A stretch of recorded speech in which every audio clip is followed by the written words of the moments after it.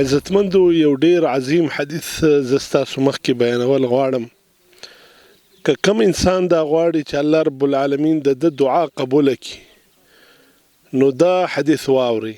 دا حدیث عباده ابن صامت رضی الله عنه روایتي دی، وایي چې رسول الله صلی الله علیه وسلم وفرمایله چې من تعار من الليل، وایي کوم انسان چې د شپې راویښ سي د سهار لمانځه دپاره یا د قیام اللیل د شپې تهجد د لمانځه د ادا کول دپاره راویښ سي او بیا دا دعا ووایي.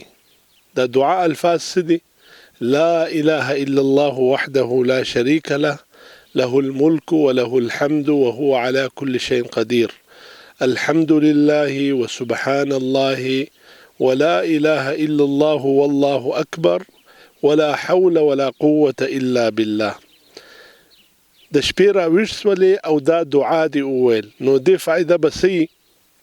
رسول الله صلی الله علیه وسلم فرمایي وایي که چیرې دی د خپلو ګناهو د مغفرت دعا وکړي نو الله رب العالمین به دته د ده ګناهونه ورمعاف کړي.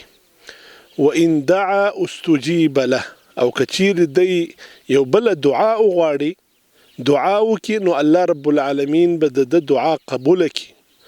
وان توضأ وصلى قبلت صلاته، او کچیر دی او دس تازه کی المنز وکي نو الله رب العالمین به د دغه المنز قبول کی. دا حدیث صحیح بخاری کی موجود دی.